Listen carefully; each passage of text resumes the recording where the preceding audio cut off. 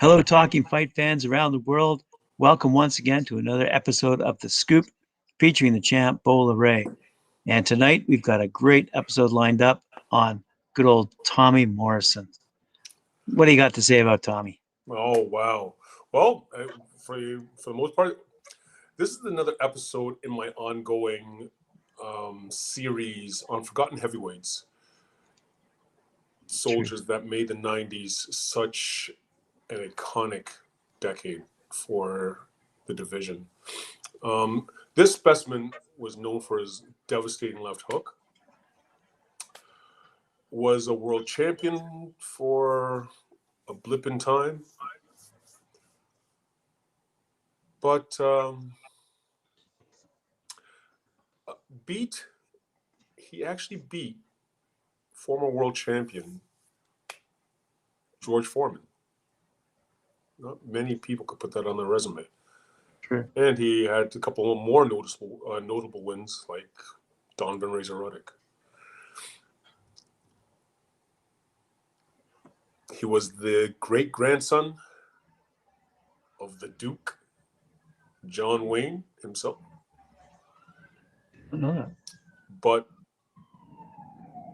he's mostly remembered for contracting HIV, which put an end to his boxing career. My name is Bola Ray Olubuwale. This is The Scoop. So, born January 2nd, 1969, in Garnet, Arkansas. But raised in Delaware County in a little township called Jay, was one Thomas David Morrison.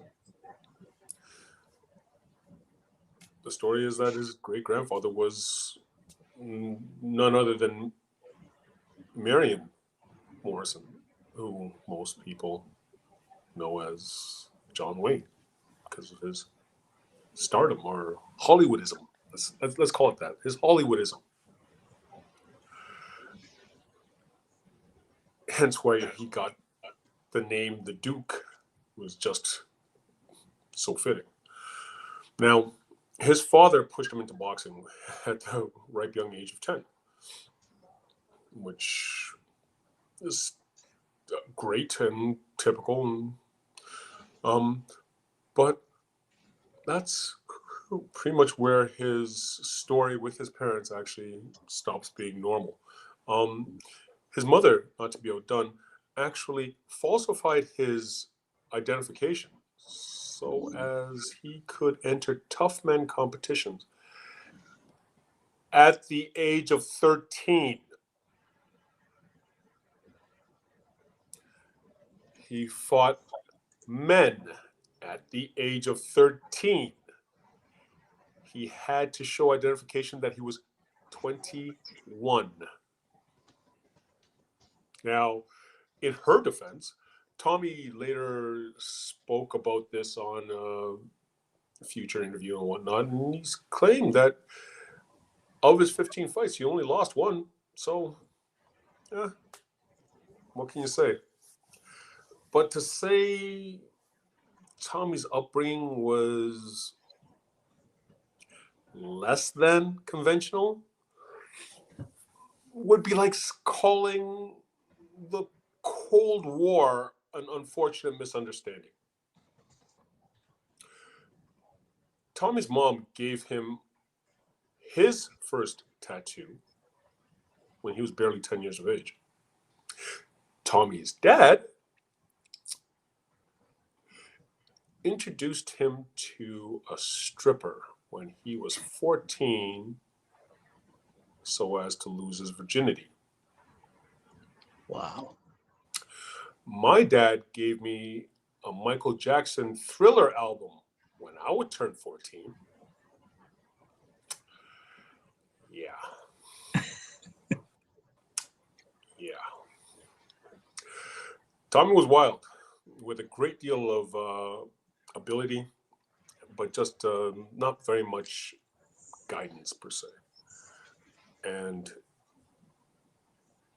he graduated high school and actually earned himself a full ride scholarship to Emporia State University in Emporia, Arkansas, for football. But in his freshman year, he also went on to win. Sorry, he was in Kansas, not Arkansas, but Kansas. And he actually went on to win the Kansas City Golden Glove Championships. Not only win the tournament for Kansas City, but won Best Fighter of the tournament. He 2 weeks later went on to the National Golden Gloves, where he took home a bronze. Not bad. This is in 1988. Being 1988, the Olympics were right around the corner. He then went on and tried out for the Western America Olympic trials, of which he then took a gold medal. He won that tournament too. Only to then 2 weeks later have to go to the National Olympic trials. And unfortunately, and unbeknownst to me, this is where he first met the juggernaut of juggernauts, Ray Mercer. And they fought as amateurs, of which didn't prove positive for Tommy that day. He lost by a slim margin of 5-0. November 10th, 1988, Tommy then decides to jump pro. And he wins by spectacular knockout. He actually goes on and has a long stretch of wins. Like he went 19-0 with 15 knockouts. In his 19th fight, none other than one Sly Stallone, Sylvester Stallone, was actually in the audience, who, in essence, fell in love with him. Sly was looking for a lead for his Rocky V movie, and he found him in Tommy the Duke Morrison. And his movie career had begun. Tommy goes off and finishes his career. He finishes the movie, and then returns back to what he was meant to do, which was be an actual boxer. He continues on with the string of wins, and included in the string of wins, he beat the former world champion, Pinklon Thomas.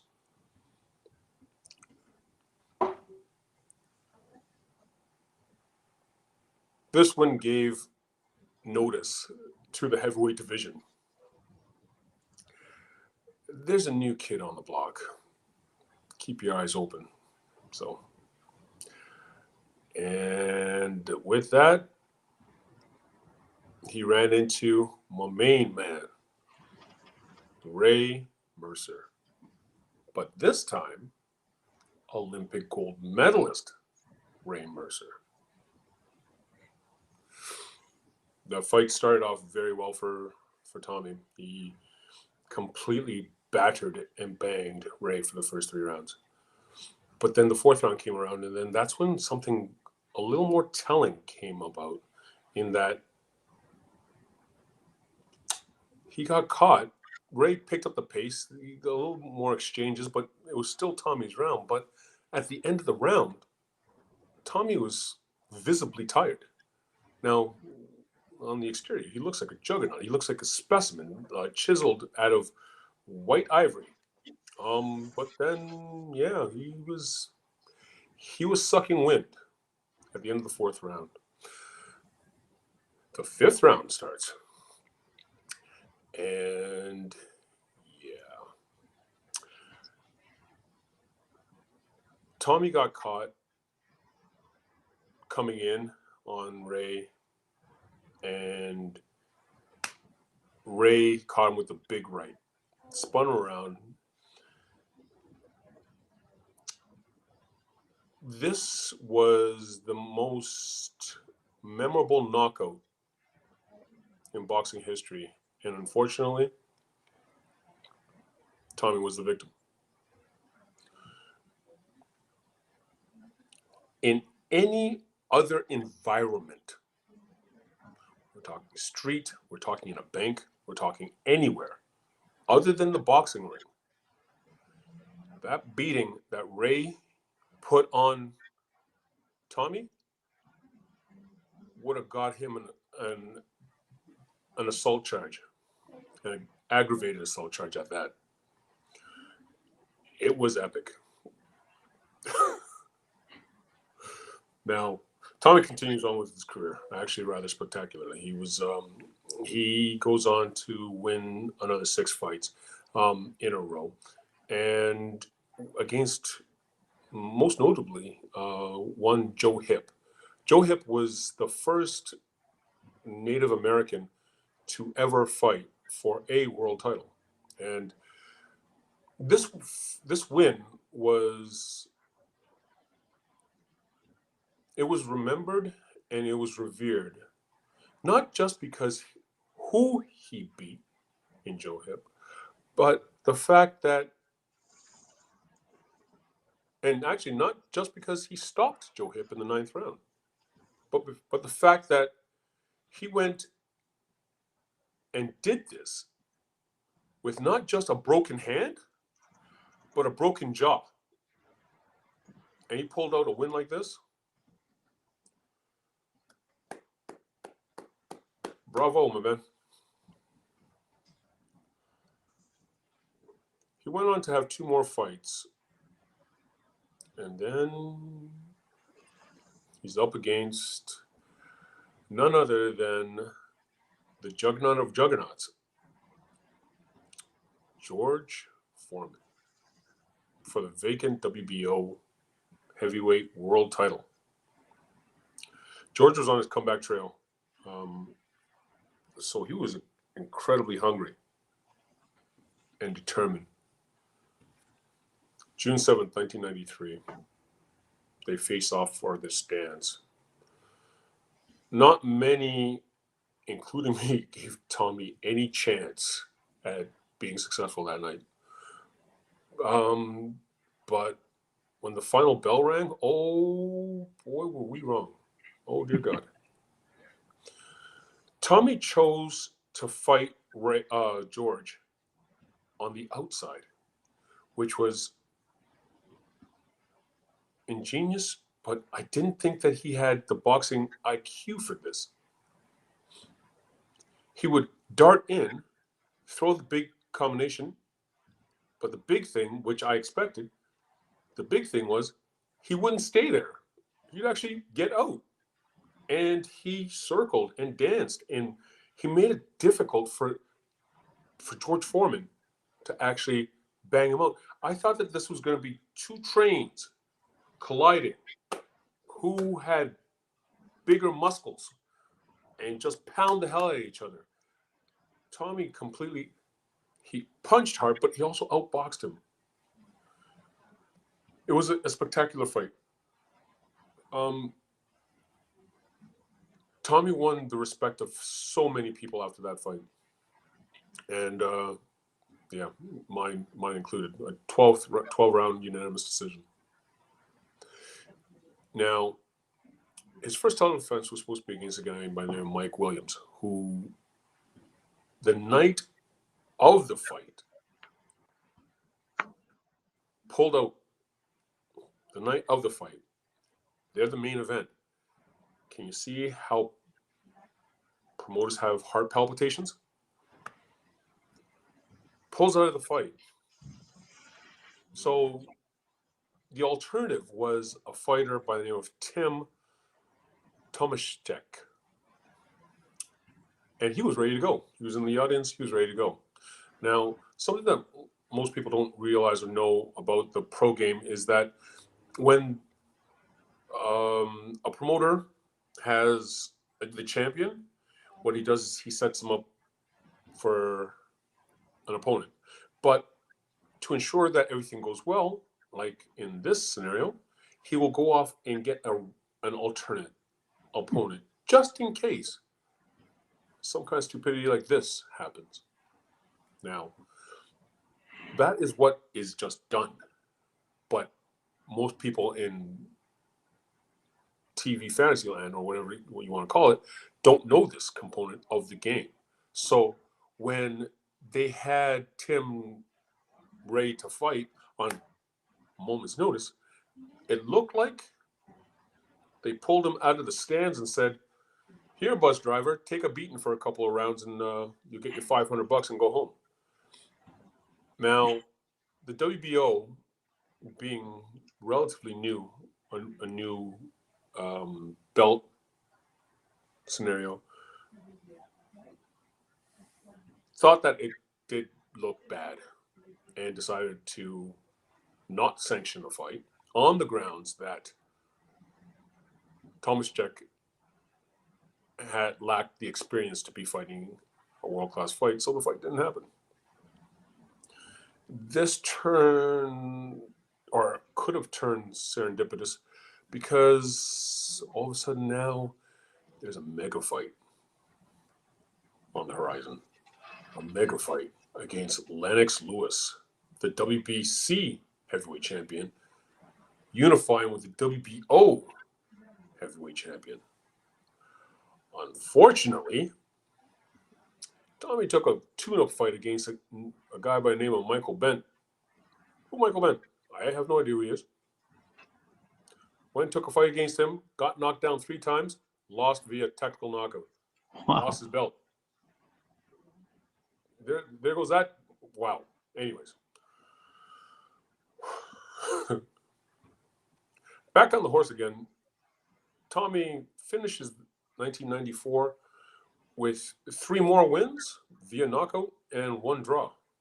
He then starts 1995 with 3 more wins, only to face off against none other than Donovan Razor Ruddock. June 10th, 1995. Tommy, their dance is on, and you know it's going to be a nail biter. Tommy got knocked down in the first round and made the count. I'm like, okay. Round 2. Tommy repays a favor by rocking Donovan and giving him a flurry, and the ref gave him a standing 8 count. So now it's even. The next 4 rounds are pretty much even. It's an entertaining fight. But then comes the 6th round, and Donovan catches Tommy with a beautiful left hook. Boom. Tommy is rocked, and he's in trouble. Donovan jumps him, giving to him, goes to throw a big monster left hook. Tommy throws a quick left hook first, catches Donovan. Donovan goes down. Wow. Donovan makes the 8 count. Tommy jumps him, throws another flurry on him. With seconds left, the ref stops the fight. Tactical knockout for Tommy Morrison in the 6th. Yeah, that was rather impressive, to say the least. His stock went super high, and now he got that fight against Lennox Lewis. Now, Lennox Lewis is no longer the WBC world champion. He lost to Oliver McCall. But in a pre-fight interview, and I think it had a lot to do with the ego, but Lennox actually made the commitment that in the event he loses to Tommy, he's retiring from the sport of boxing. Lennox Lewis, on October 7th, 1995, Lennox proved his superiority with the 6th round knockout, or technical knockout for that matter. Tommy was never in the fight. He got outboxed Like, it literally was a clinic.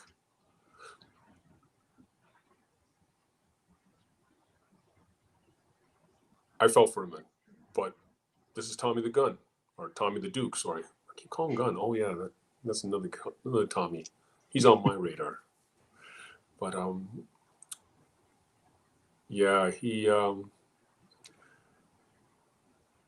Tommy the Duke did what Tommy the Duke does, brushed himself off, got back on the horse. He put together a couple more fights, and then but these opponents were nothing to write home about. Like, we're talking guys with 5 and 6 fights against a guy who just fought twice, actually former world champion, and just fought Lennox Lewis.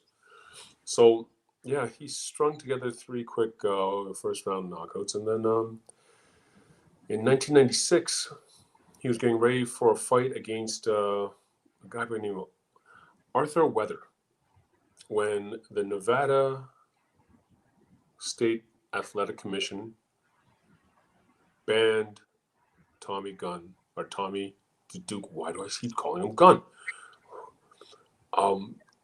Banned Tommy the Duke permanently for testing positive with HIV.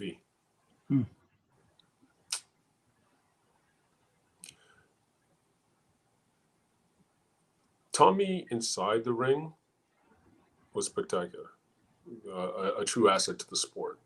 He, strong, good-looking guy. He brought it. He brought audiences to watch it. Tommy outside of the ring was nothing shy of a different cat. And when I say different, I mean odd. Okay.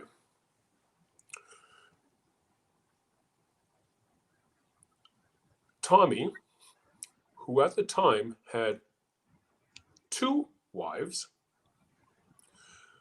refused to believe and saw that this whole HIV thing was a conspiracy against him. Yeah, he did a whackload of television interviews, TV interviews, explaining to the boxing public about his HIV and whatnot. But what wasn't seen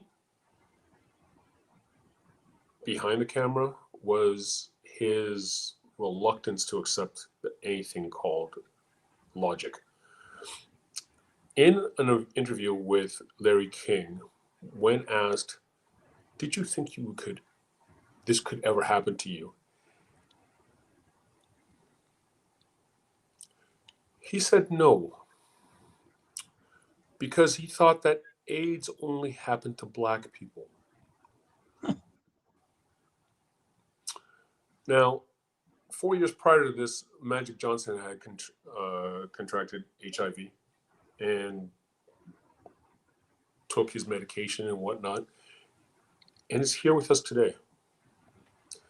Tommy refused to take the medication, regardless who told him. Even Magic Johnson himself, spoke to him and mentored him through his trying times, telling him, "You need to take your medication," of which he still didn't do, and rested his salvation on his Lord. Through prayer, his Lord was going to make everything okay.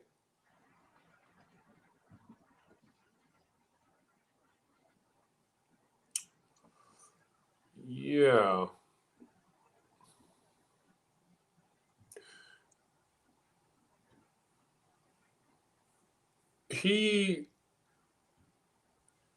September 1st, 2013, Tommy went to see his Lord personally to discuss what is he waiting for in curing him face to face. Tommy was a great fighter, but a completely different cat. That's my episode. That's my show. If you like this episode, please hit the like button, subscribe, and smash the notification bell. It's your boy Bola, and that's the scoop. Thanks very much for that. Once again, a great story. We as fans don't really appreciate what everyone goes through, both personally and privately. And Tommy, as you said, was a chiseled man and a great fighter in the ring and took on whoever. But boy, oh boy, I had no idea he went through that end, if you will. No idea. None whatsoever. He was a different cat. Yeah. There's stories about how he believed that the world was coming to an end. December 31st, 1999. So he went and bought himself a cave where he laid, thinking that the world was going to come to an end. I don't know how surprised he must have been when he woke the up. world didn't. Yeah, different cat. Different. And that's, I can't get any more politically correct than that. Please don't ask. Different cat. It takes all types, doesn't it, Ray? It takes all types. Indeed. Thanks very much. I appreciate it. We look forward to your episode tomorrow night. Being the end of the week, I hope you've got a good one lined up for us. I'm sure you do. To all the good listenership out there, thanks very much. Remember to like, share, subscribe. And if you are going to subscribe, to ring that bell for notifications. Again, thank you. See you tomorrow night.